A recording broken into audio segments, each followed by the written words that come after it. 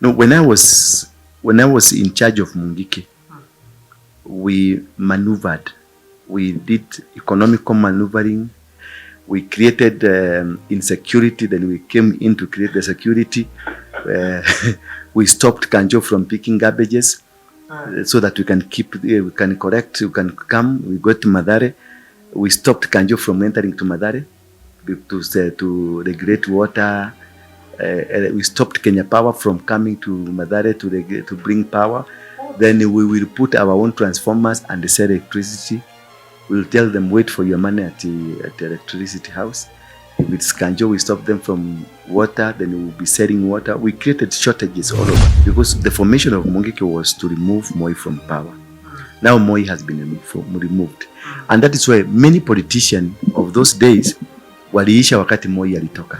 So we became and grew an outfit, a very strong outfit the first people that we got attracted to, it is the Kenyatta family.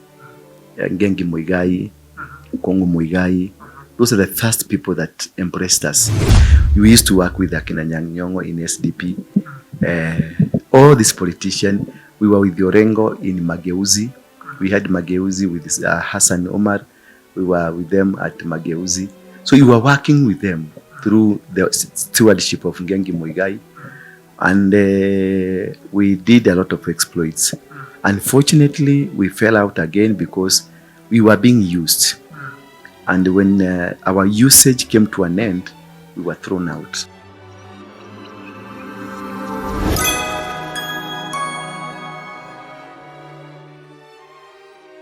Habari Apostle. Poa sana. Sema. Kangu last time, we are back once again. Na hebu tuweze kujua umekuwa vipi? No, mimi ndio nikuulize umekuwa vipi wewe mwenyewe. Because nimeona umetrendi sana. Umetrendi. My son akiwa America, my son has been training kwa jeshi America. Amefanya mengi kwa nani kwa jet fighter. So he calls me, akaniambia, Daddy, you are trending in America, you are trending.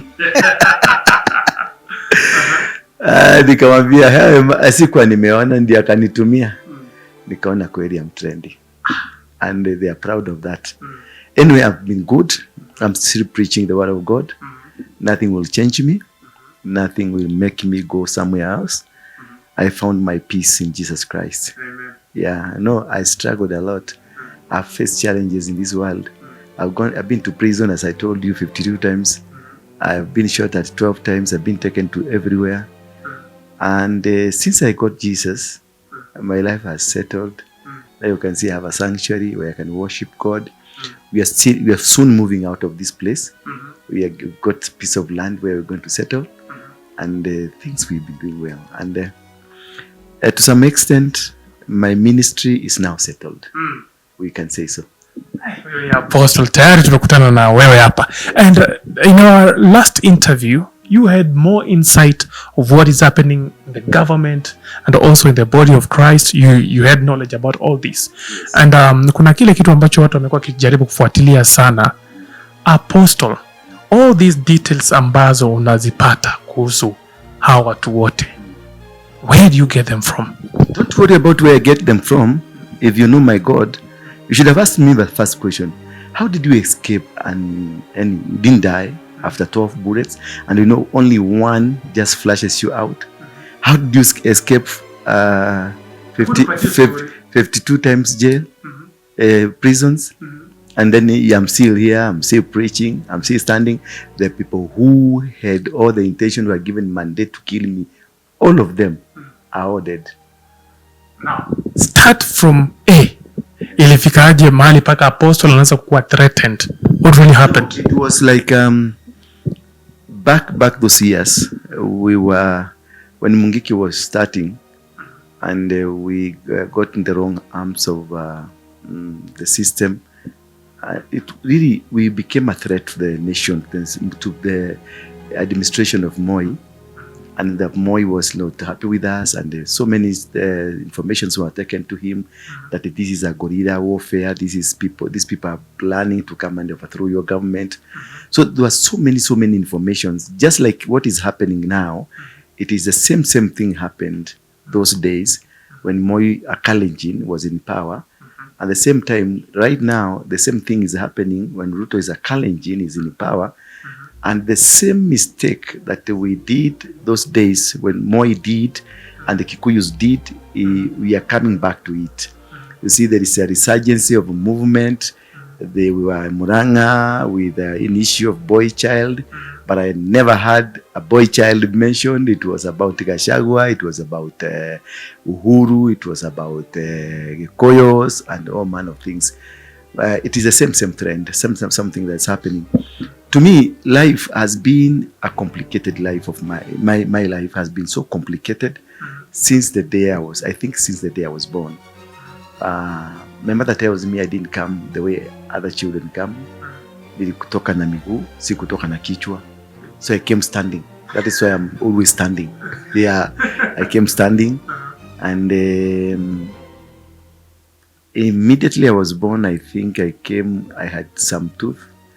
Yeah, I have told meno mbili, and I was weird. I was strange. My father almost took off.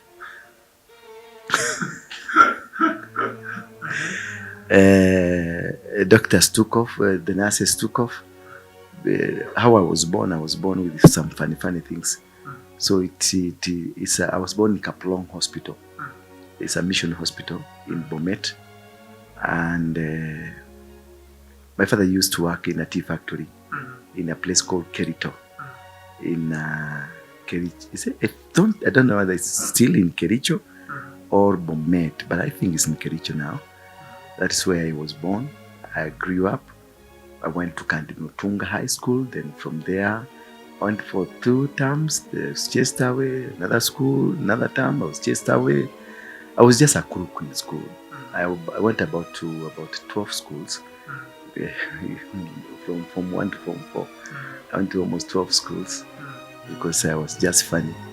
And I remember when I was in Moro Secondary School, the first 3 days I got into the school, I was able to mobilize the entire school against the administration because of the sort of food that was being given to the students there. And we did a nice strike. In 3 days of my presence in the school, I had organized then Charles Owino. Is Charles Owino? The former police spokesman. Then he was in Form 6 and I was in Form 1. But I organized them and we did a nice strike. In school, in 3 days. So you can imagine what kind of influential from the what group? From my youngest level. And when I was just a small boy, I remember I used to walk around with dogs. I will call all the dogs of the village and they will follow me. 100, 200 of them, 300, all of them, they will follow me. All dogs. That is how I started commanding. I started commanding dogs when I was between 12 and 13 years. I will call all the dogs. There's a voice I used to produce, and that voice will bring all the dogs together and they will follow me. I'll go with them for 2-3 days. They won't come to your home. At home we'll find like 100 dogs zimejaa huko tu zinaningojea nitoke tuende nazo. Na tunaenda. And then because I was a rough boy, you know those rough boys.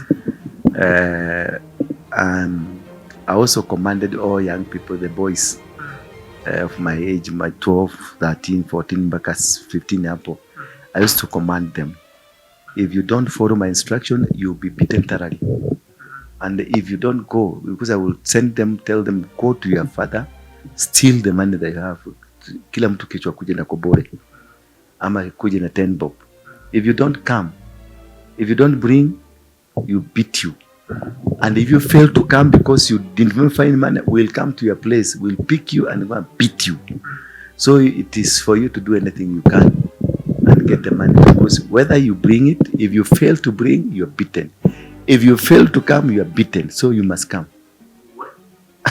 Now, Apostle, we just want to know, as a teenager, ulikuja ukajipata kwa Mungiki the last time we left, na alafu all of a sudden right now Apostle is rubbing shoulders with all the leaders in Kenya, and I did tell you, when I came here, I came on a truck, a petroleum truck. My mother asked another guy who is our cousin to give me a lift to come to Nairobi. We didn't have that. I didn't have money to pay for the bus fare to come to Nairobi. But then we had started the Mungiki, but Mungiki was not a big issue. It was like a self-help group. It was something very small. So it was not something that that was to become big. It became big when we came to Nairobi, and we met some political leaders. We continued to gather. Then, at some point, because of the challenges of life, I became a chokora. I used to live at Dandora dumping site, and at some point I became a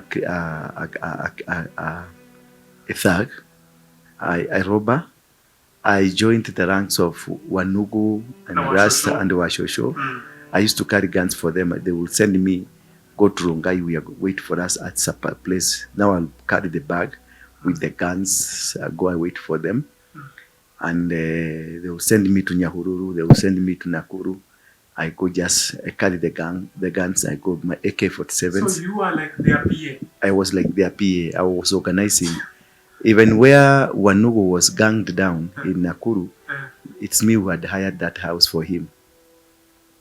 So I would go get a house where they would go and settle. Nani, the other guy who called Washosho in Rongai, also who had hired a house for him, a hideout. So my aim was to go organize for where they can go and settle at a fee. Once they steal, they will come and give me my share, and life will continue. So in that life, gangster life I was in, I was also involved. After sometimes again, I got now when Akina Shosho were removed from the scene, I got into the big boys club, and I also started breaking into banks. I managed to break into 4 banks in Nairobi and in one of our neighboring country. And from there, Apostle, want details? Yes. Yes. So no, we had a group. You can't go alone. These things you don't do alone. You must have a command. You must have a group of 7, 10 people, and you get into a bank. You must have insiders, managers who are insiders, because any bank robbery, it is an inside game. It is usually something that is planned from the inside. Planned from the inside. The police are aware. Everybody that is supposed to give protection, they all know. They are aware of what is happening. With the police that are manning the surrounding, the area police officers, the senior police officers in the area, then they must be aware. That is why when there's a robbery in a certain bank or in a certain supermarket or shop, the first thing the police who arrives there, they ask how much was stolen, because they want to know their share. That is the first question they ask. Not how many people have died. How much is the amount? Because the people who left with the money, and there are 3 groups. A group that will man outside, the group that will be inside but manning, and the group that will go to the safes. The only people who know actual amount is the people that went to the safes. And those are the people who will be driven by the escape car. So those are the only people who know how much. The details. So the first person to be pinned down by the police will be the manager or the caretaker. So that he can give the accurate information. 10 million. Yes. So they will come to you straight. It is 10 million. So we used to have that We know it is 10 million. You don't do monkey business. It is 10 million. You know the police, the 1 million is for them, or 2 million is for them. Then the insider, the manager, maybe the manager, he has his own share because he knows he's 10 million. Then we have somebody like who? Somebody like the one who, the link man to the manager. Also that one. There's a top security guard. The security command is so aware, and the police, the commanding police officer in that area. It's a chain. You can't do it alone. There's no robbery that is done without them. Now, also tukiangalia sasa hiyo story ya bank robbery. Were you meeting, mkiingia pale mlikuwa mnafuatwa ama? No, you are safe because you made proper arrangements. But sometimes you people get walikuwa wanauliwa huko. Yes, inakuanga kama sasa previously kama last week we did a robbery, or last month we did a robbery and tukakukon. Umeona? Wewe ni polisi tukakukon. Watatutafutia kazi nyingine ndio watugonge. Did you get me? Now we have contracted you. You are the one who will cover us from the police. Then we go and say we get 10 million. And once we get 10 million, then we'll treat you. We'll just shortchange you. Then he will tell you it's okay, but he will organize for another robbery for us. And in the scene, he will come and hit us. Also, that is, like if you see any robbery that has a killing, police officer they have killed, it is a business that went wrong. So it is an inside job, even if in any kidnapping or robberies, all there, they must have an inside element. Now it is not just a robbery that people walk up, they came, they did this. No. Now, of course, once now you started stealing around there, and ilifika mahali usao kaanza kufeel hapa sana imeanza kuwa in danger. No. What happened as we were doing the robberies, Mungiki was also growing. So as I grew, I discovered you can get money without going to the bank. Now the money was with the politicians. So we became and grew an outfit, a very strong outfit the first people that we got attracted to, it is the Kenyatta family. Ngengi Muigai, Kongo Muigai. Those are the first people that embraced us. Then we were fighting Moi, and they found that this is an outfit that can be used to fight the President Moi. Though they were using us as backing dogs to back towards Moi so that they can extract whatever they wanted to extract from Moi.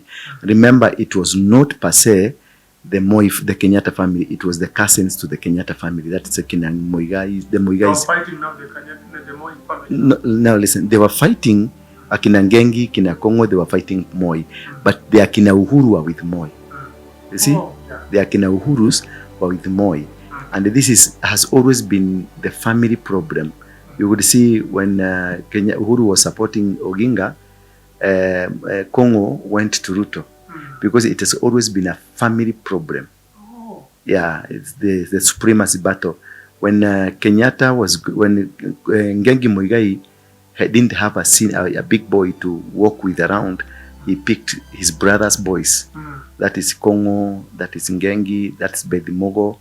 He picked them to because they were when we grow up, the children from Kina Kenyatta, Mohohos, they were still young boys.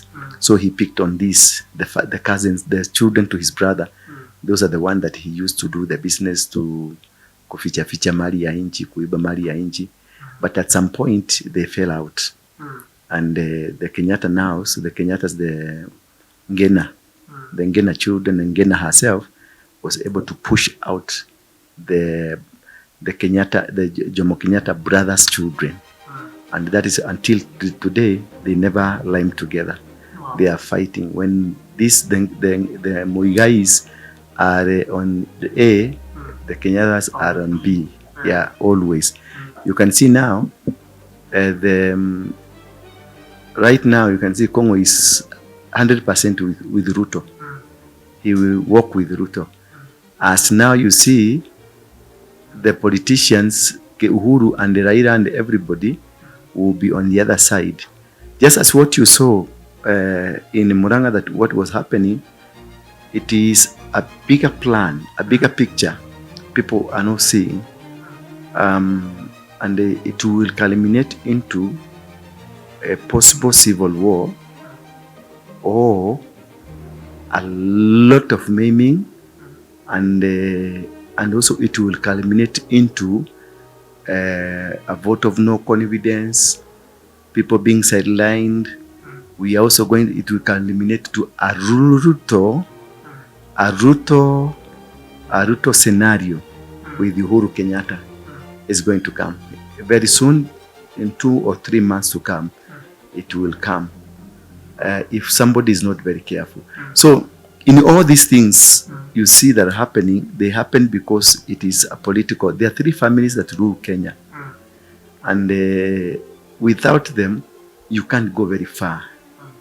It is only this time that we Kenyans, the Kikuyus, led a revolution to set Kenya free from these 3 families: the Moi family, the Kenyatta family, and the Oginga family. These are the most 3 dangerous families that we have in this world. That they, at their disposal, they can do anything. You can look now; they have subdivided them into 2.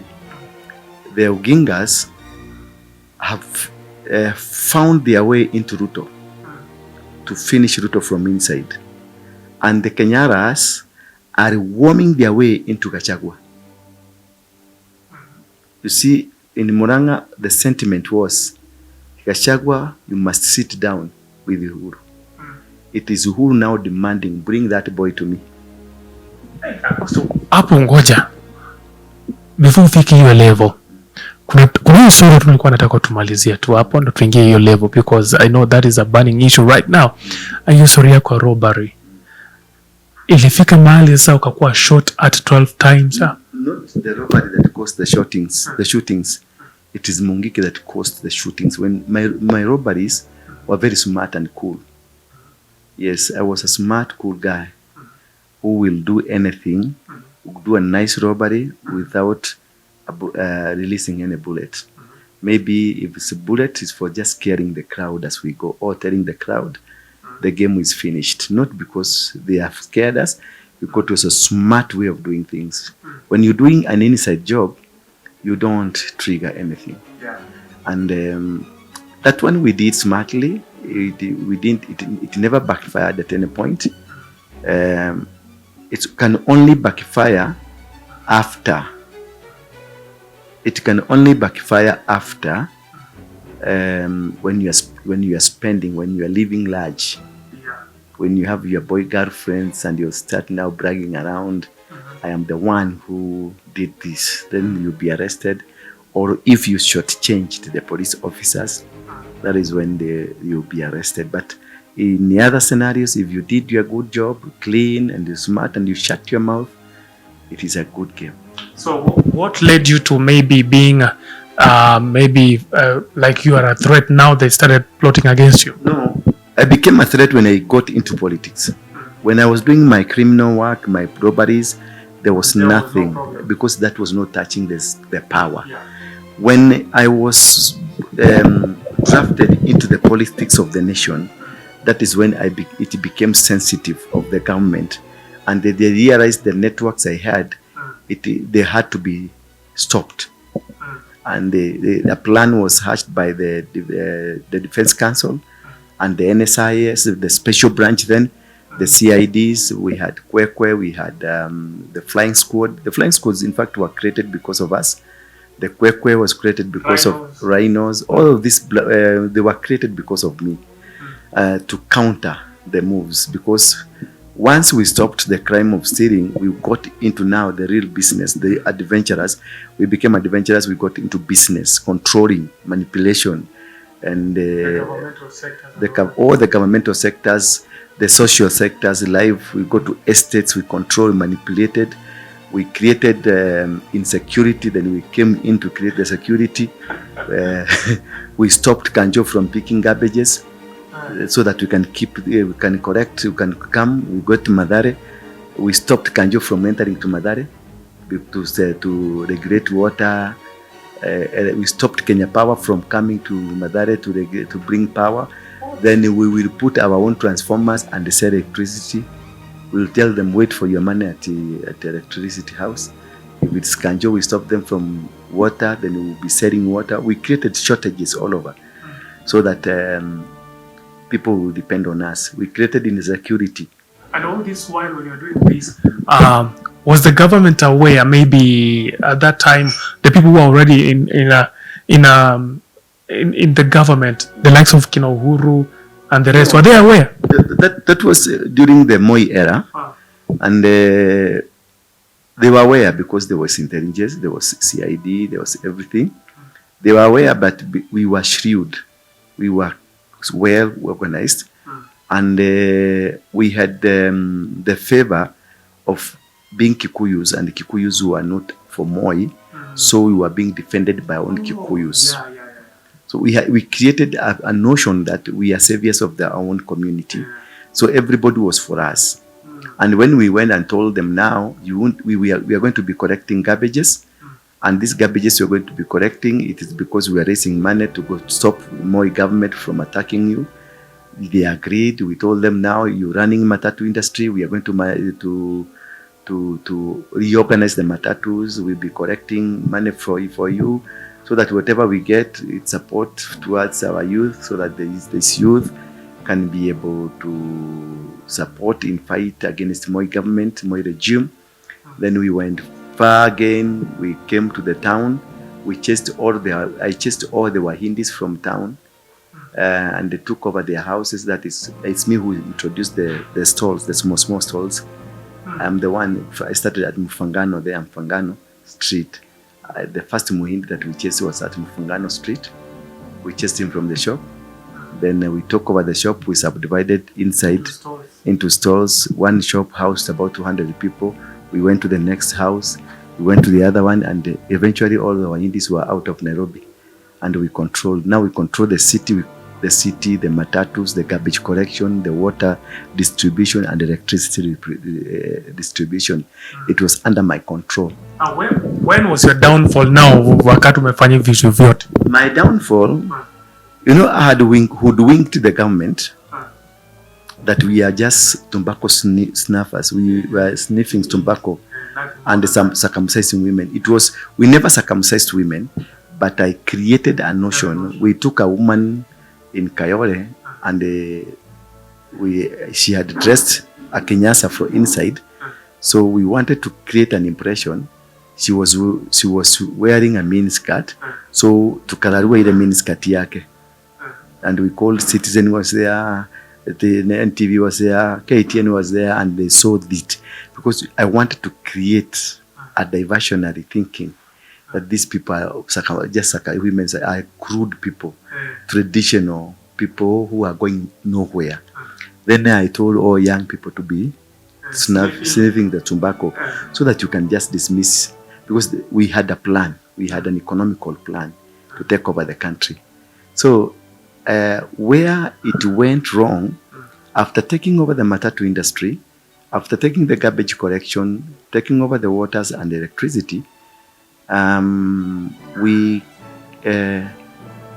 met this one man called Dominic Wabala. Dominic Wabala used to work with the Standard, and I thought he was my good friend. We used to eat together. So I told him many things. He was recording, and I didn't know he was recording. Now the next 1 week, what I see in the newspaper, Standard newspaper headline, was the Mungiki government. Yes. So, kumbe, he was spying on me. I didn't know that this guy was spying on me. The headline was the Mungiki government. I had told him about electricity, just the way I'm talking to you.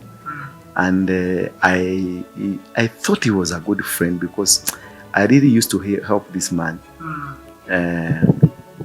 Because I thought he was writing good stories. He was a genuine person. He was a good reporter. Wherever we will want any reporting, it is him who are calling or coordinating.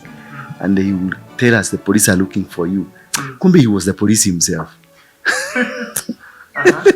So in one Monday morning, we wake up to see a headline and a black cover of a Standard written the Mungiki government.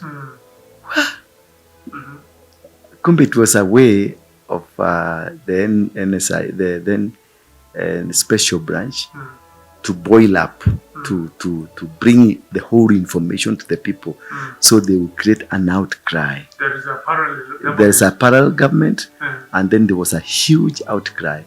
And that huge outcry, that is what led me to be arrested for the first time. Government then were part of us. And because they knew how strong we were, they embarked on an agenda to make sure they have destroyed us. Meanwhile, we had embarked a journey with Uhuru Kenyatta. Moi drafted us to herself to help, because Uhuru was not himself. Uhuru was a project of Moi. So really Moi wanted this project to grow. So Moi contracted us to come and campaign for Uhuru Kenyatta. We did it, although it failed terribly. But we were, when we found that the Uhuru project is not working, we shifted to Kibaki project, because all what we wanted is to be in the government. And through, we did it. And after we did it, we were again thrown out by the same people that we assisted to be in power. That is where I normally see, I'm so skeptical when I see people, Raila and all these people coming now again, the roads, ndio hawa wanaingia kwa barabara. They are up to something. They will not allow, once they are through with you, they will not allow you to come anywhere at the table. They will throw you out. They will call you names. Then from there, after that, when they said shoot Waruingi on site, I ran away from this country. I went to Tanzania. I lived in Tanzania for almost 3 years in as a refugee, but I didn't go to the camp as a refugee because I was able to own my place in Sinza, Dar es Salaam. Then from there I went to Maputo. From Maputo I went to Pretoria. From Pretoria I was able to go to Windhoek, Namibia. From Windhoek, Namibia I went to Angola, Luanda, Angola. From Luanda I went to DRC, Kinshasa, that is Kisangani.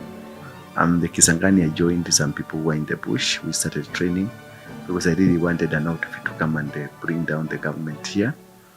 And yes, we trained, but when I came back, I came now to spy, to plan myself how to take over. Remember those are days Kibaki was also very sick. When they had a wind that what I'm doing in Kisangani, they sent a doctor who was my good friend, and he was their good friend, to come and look for me. And he persuaded me to stop the idea that they will stop the notion of killing me. Then they brought me back to the country. I was taken to court.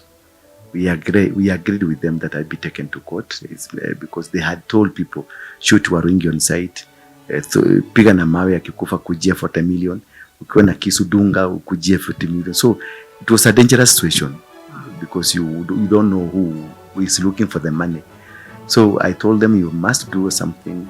We must pray. You must stage something that we. Then we staged an arrest along Ngong Road. I was arrested on Ngong Road with the police vehicles, about 200 of them, and the 2 choppers. It was all staged. Yes, because they had ruined my name, and I had to make sure they have to reinstate my name back to where it was. So I told them this has to be done. For me, I knew what I'm doing, and for them, they thought now they are just because they want to kill that notion.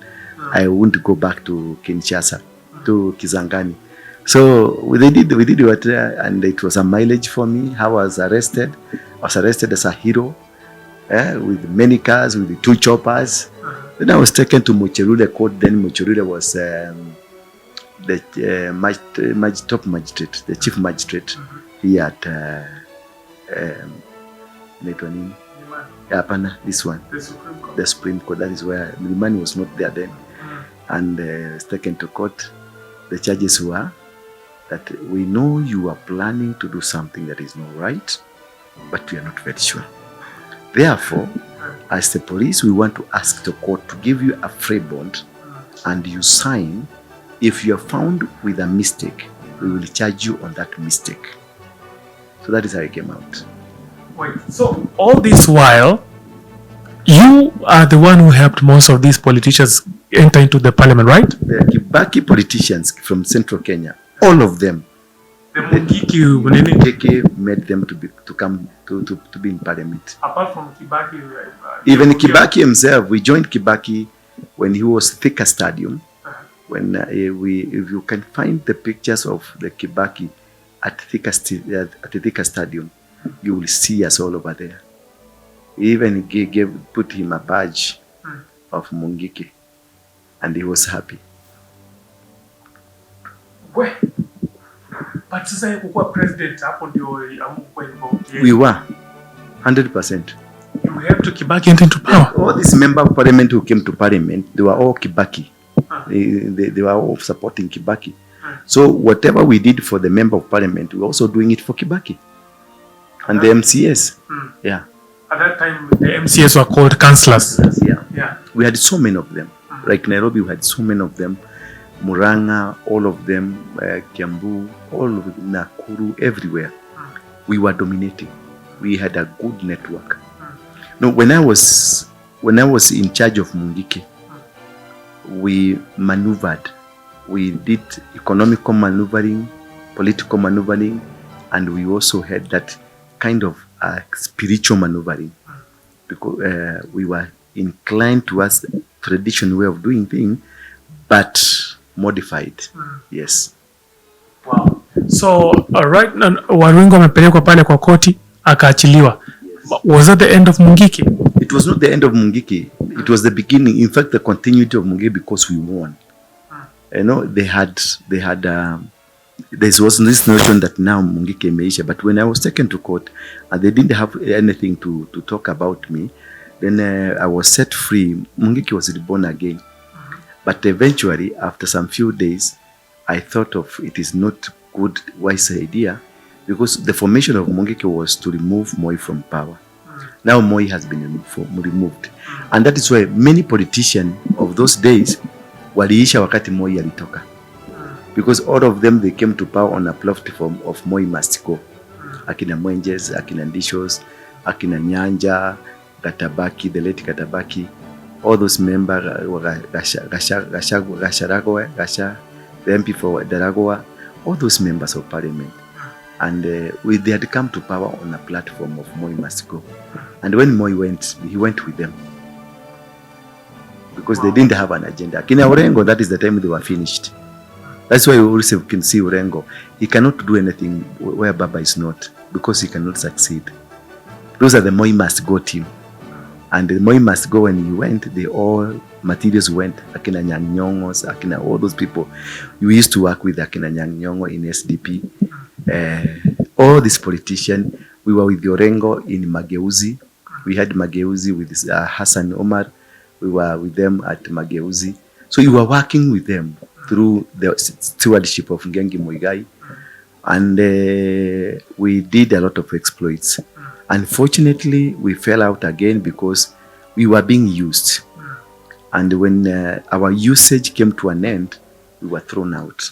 How are they using you now? No, for us, we are dogs to bark, to make noises, to vote for them, to assist when the boys are needed to go and cause chaos. We were there, we were drafted in. But when they were eating, when they were being placed on the table to go and eat, we were left outside. Yes. Now, can you maybe say which specific leaders were maybe behind all these, using you? All of them. Raila was there. I worked for Raila. I worked for Orengo. I worked for Ngengi. I worked for all these politicians. All of them. I worked for Uhuru. We worked for them, all of them. We were drafted because we were like a machinery that will be used and be dumped. We never knew that that is how they are. We will think because the season has come to an end, that is when they are not calling you. But inside them, the mentality they have is that they will draft you into their operations, and once they are through, they throw you out. Now, after that maybe bado umeanza kutumika nao viongozi. Ilifika mahali maybe when I realized what they have done to us, I made a decision that I will never work for them. I start now charting my own course. It has costed me, it's painful, and it's a huge struggle because you start from zero without somebody's platform, but eventually I'm there. Yes.